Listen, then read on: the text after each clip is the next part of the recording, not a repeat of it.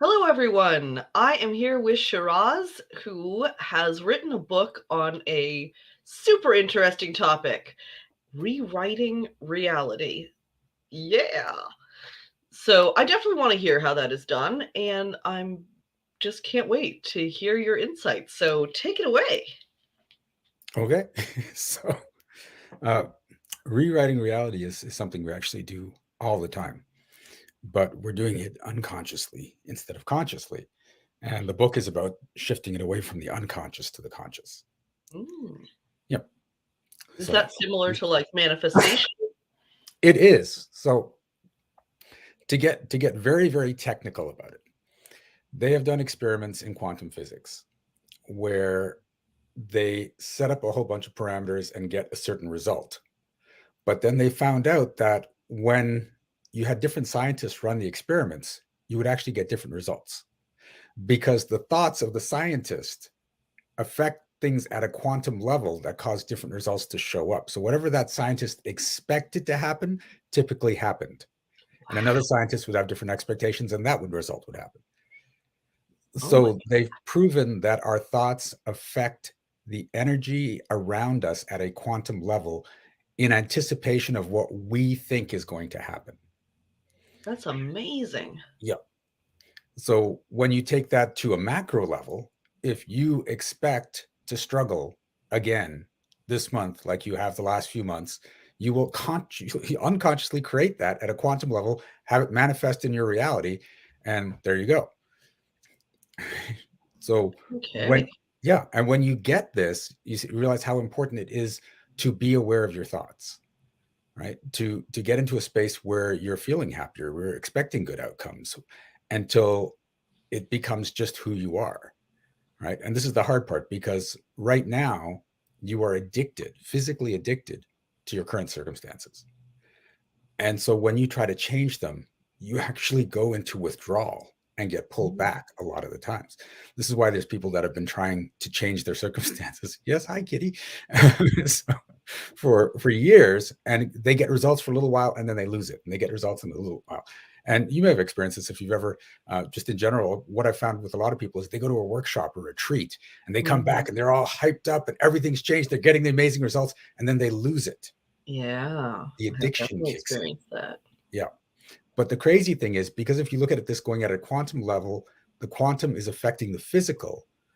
When the addiction kicks in, it's not like you feel it in your body, oh, I need to be miserable again, although sometimes that can happen. What happens is circumstances show up that make you go, oh, and then you get miserable again. And Mm. it looks like it's the external circumstance. Oh, that just happened. This person screwed me over. I was at the wrong time for this. My car broke down, whatever it is. But you're creating that at a quantum level to feed your addiction. Mm. So So is this a matter of we have to learn how to not have negative thoughts or just not have negative expectations? So it's, I mean, there's always going to be negative thoughts. It's about minimizing it. Our brains are actually designed to focus on negative thoughts.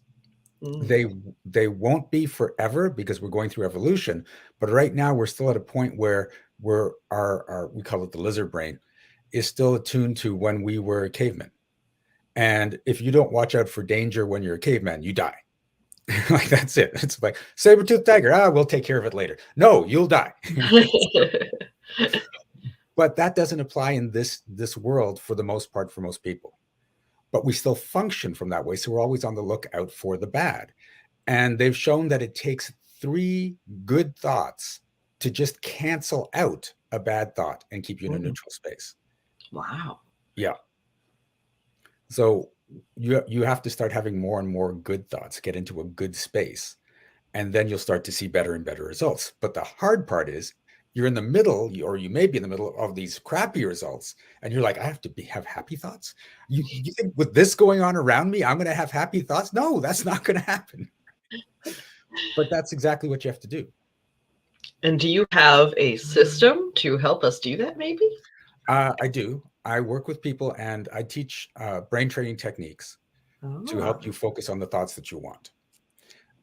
here's the thing. In order to start rewiring the neurons in your brain to change your thought patterns and create new results, you have to be able to hold a thought for a minimum of 30 seconds on the thing you want. Most people can hold a thought for less than 7 seconds. Okay. And Yeah. you can see how that can be a problem. 30 seconds sounds short, but No, not when you're doing holding on to a one single thought. My one goodness. single thought.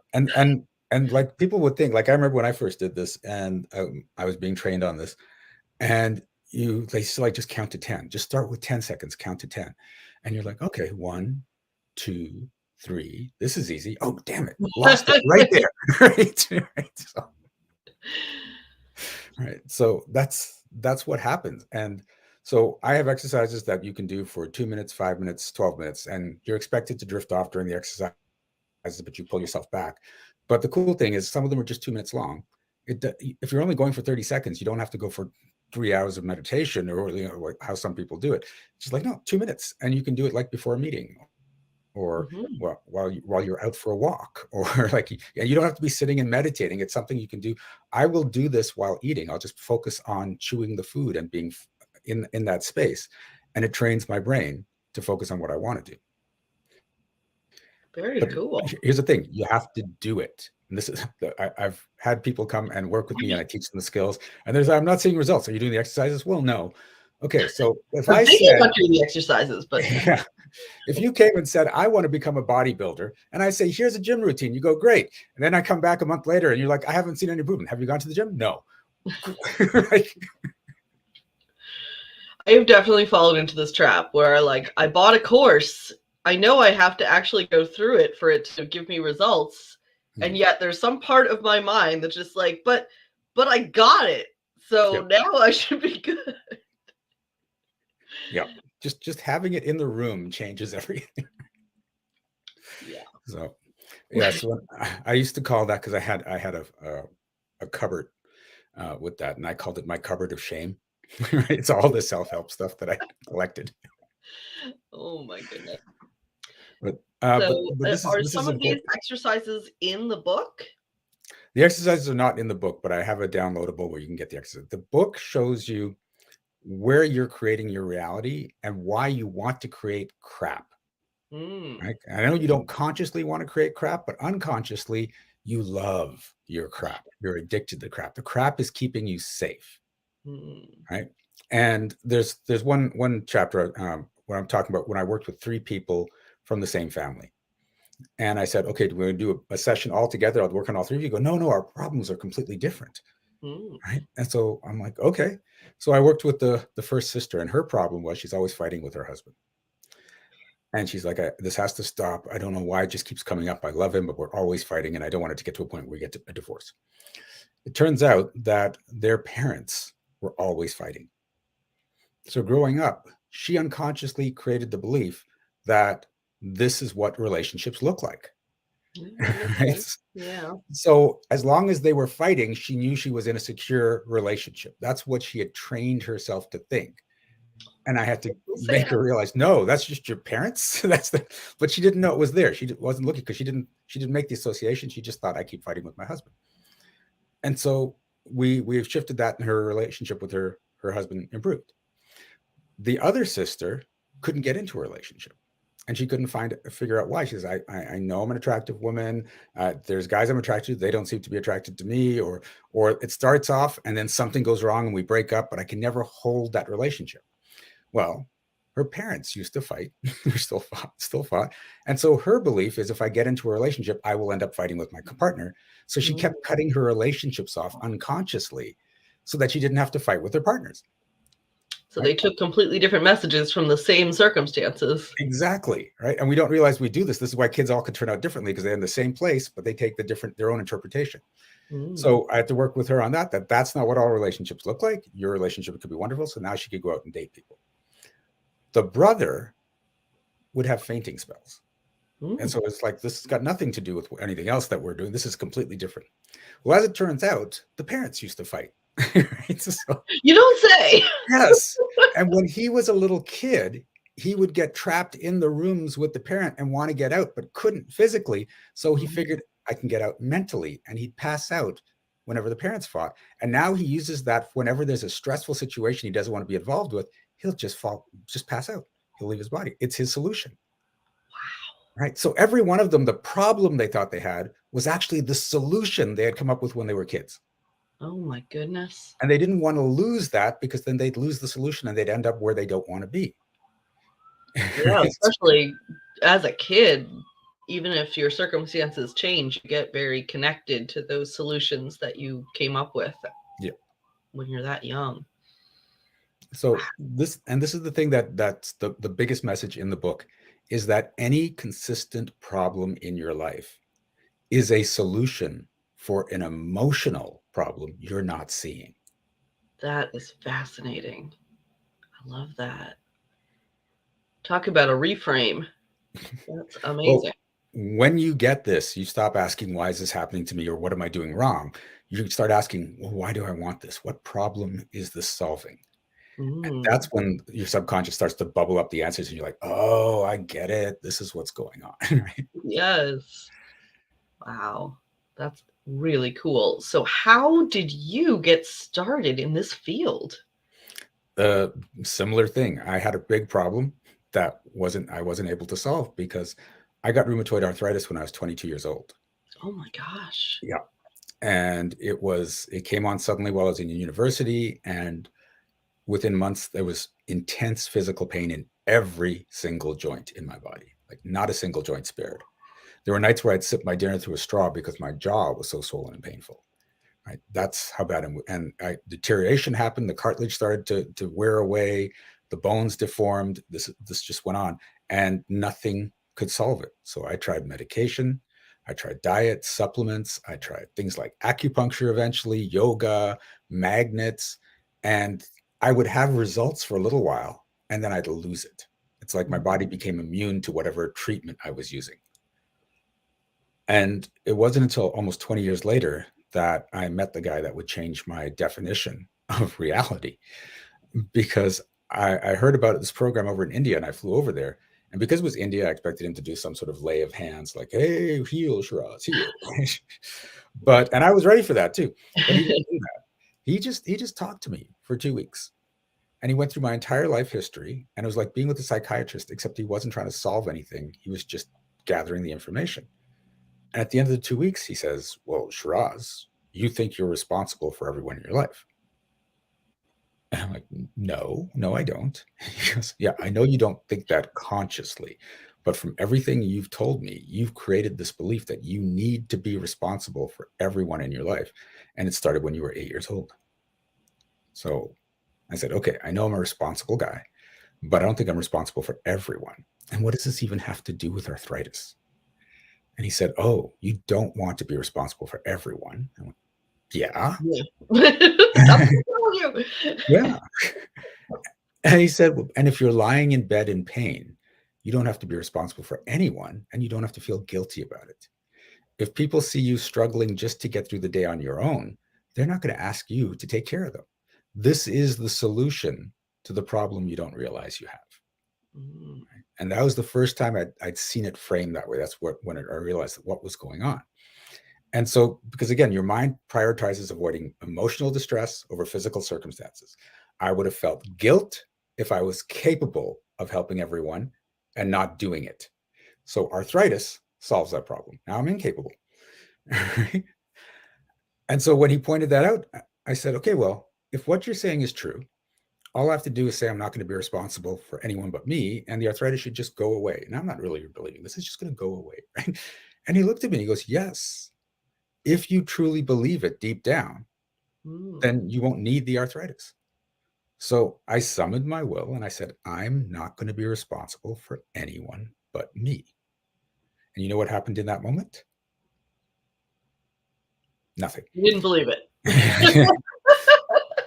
Your subconscious did not believe that. Did not believe it. But it sank in. I woke up the next morning, no pain, no inflammation, more mobility, and I could even breathe better. I could physically get more air into my lungs. It was really weird. And so I'm freaking out. Like, what just happened? A 18-year-old illness does not go away overnight. It's impossible. And yet there I was. Because Apparently nothing is impossible. Yeah, well, I know nothing's impossible now. I do miracles and magic all the time now, and it's fun. But it was just crazy to me then. And but that was it. I didn't need the arthritis because I decided, and it's not that I said I'm not going to be responsible for people. That was what I said. But the belief was I don't have to be guilty if I can't help everyone. Mm. Right. And giving up that guilt got rid of the arthritis. Wow. So So did you train with the same person or no, did no, you he was just there. It was funny because the program he ran had actually stopped. The three people that founded it went off into the world to help other people in bigger ways. And he happened to be visiting on vacation while I was there. So I'm like, I don't care that you're on vacation. You're helping me. Right? And then he left again. So I just started to investigate other modalities. Um, I did access consciousness, fifth dimensional energy healing, theta healing, uh, uh, movement feedback therapy, and a bunch of others. But everything just seemed uh, too much, like too many movements, too much form. Some of them weren't as powerful as I thought they could be. And so I Mhm. started saying, okay, what's not necessary? What can we strip away so that we get down to just the basic thing you need to know and do it in the most powerful way possible? And I created this technique called energetic magic. And with it, I've been able to create significant change in people in as little as 5 minutes. So we went from that 2 weeks of talking to get to that belief. I've done it in 5 minutes for people. Wow, you've Yeah. really refined this process. That's amazing. Yeah. It's actually just yesterday, I got a note from someone that I'd done a 5 minute process on. And she said, uh, oh my God, Shiraz, thank you for helping me. The right side of my body released. My sciatic is releasing. My body is realigning. Dude, I am flexible now. The chiropractors have no idea why I was so tense or why it's gone. Right. So, Fantastic. yeah, So the book kind of helps us to understand the underlying philosophy, the process, like what is actually happening. So I imagine if people read the book first, they're hmm, probably coming to you for help afterwards with a lot more understanding of what to expect from the yeah. work with you. So the book is actually set up because it's about becoming the author of the stories in your life. Right? I like So it. it's set up in story metaphors. So chapter one, reality is a bunch of stories. Chapter two, your backstory. Chapter three, your genre. Chapter four, Mm. your archetype. Chapter five, your purpose. Chapter six, your supporting characters. Chapter seven, past, present, and future tense. Chapter eight, driving the narrative. Chapter nine, plot holes. And chapter 10, happily ever after. Oh my gosh, that's so great. So, yeah. And yeah, when you start to learn everything, I've put it in metaphors because everyone understands stories. Right. So everything is in that story metaphor. And then there are stories within the stories of the metaphor. Right? So Amazing. As an author, I definitely approve. thank you. That sounds great. I definitely want to get a copy. So, where is the best place to pick up the book? Is it your website or Amazon? Does it It's on matter? Amazon. It's Yeah. on Amazon. Okay. Yeah. And if people wanted to learn more about working with you, where should they go next? They can go to energeticmagic.com. Perfect. Yeah. Okay. So simple. Yeah. I try to make it simple. And do you have any last advice that you would like to impart and leave for everyone? Sure. Remember, you're addicted to your current circumstances. One thing you're also addicted to is your current emotional state. You go through a bunch of different emotions every day, but you have one emotion that's your default emotion, and your body is physically addicted to it. You actually have receptors on the cells to receive the chemicals that are associated with that emotion. Hmm. So if it's not happiness and joy, you need to start creating happiness and joy in your life in big ways. And here's the thing, the cells are going to find out you're not being frustrated or angry or hopeless anymore. And they're going to send a signal to your brain to say, make this person frustrated. And things will start to show up to make you frustrated. You got to let that all go and stay in that happy place until happiness becomes your default emotion. And Mm. again, you won't be happy all the time. You're going to go through a whole bunch of emotions every single day. But if happiness is your default, you get better results. And who doesn't want to be happy as their default emotion? Right? Yeah. Yeah. So I think I yeah. have actually experienced that and managed to get to a different place without knowing that that's what was happening. But I definitely noticed in my 20s, especially in college, feeling good when I was really beating up on myself. Like, Mm, you are the worst and I hate you and you're awful, and like really just pounding on it. And that the pain of that felt kind of good, yeah. which was so confusing. And so it sounds like it was something similar to this, but thankfully I have healed from that and I have a very happy life now. And I do think that I'm pretty happy by default, even though, of course, I do have my moments. Well, and this is the thing, when you were beating yourself up, you're putting out chemicals that were hitting your cells, and your cells were like, oh, yes. So your body was in this weird state of joy in your misery. Yeah, Right? that's exactly what it felt like. Yeah. So And I can you even have see to, how that had an emotional component where it was a mechanism to keep me safe, to keep mhm, me feeling, I was kind of afraid of being too, having too much mhm. and having more than other people and having more joy than other people. So it was definitely a keeping me in a safe place on every level. So Yeah. And yeah, yeah, it's so interesting to see your frame on it and say, "Oh, yeah, I see how that makes sense." It's very clear. yeah. And it's funny because that's what we get taught, exactly what you're saying. Don't have too much, right? Don't let other people get jealous or feel insecure around you because you're so happy or wonderful or wealthy or whatever. And that's all crap. Right? The better we are as a person and in our lives, the more we can inspire people to come up to us. But we get taught to come down to them. Yeah. I don't know where I mean, I think that it was a very not an intentional message, Yeah. but just something that, however, my little baby brain was interpreting things, that I came away with that sense. Yeah. I mean, but the thing is, you may have got it as an interpretation. You may have actually been taught it by your parents to keep you safe, right? A lot of parents teach their kids, don't be over the top because people won't be able to handle you. If you want to be able to fit in, you've got to be Mm. like this. But then you look at the people that are most successful in the world, the people you admire the most in the world. How many of them fit in? Like, none, right? But that So success can be its own kind of danger. So probably our parents want to keep us at like a midline. yeah, You're just successful enough. You're not like sticking your neck out. yeah. My parents, and my family, my friends, they always tried to pull me down when I was doing crazy things. But after I'd done it enough times, they're just like, I just let him do it. That's just how he is. Yep. Fantastic. All right. Well, I'm excited to read your book. So Thank you. thank you so much for sharing this insight with us today. Oh, thank you for having me on your show. All right. We will say goodbye. All right.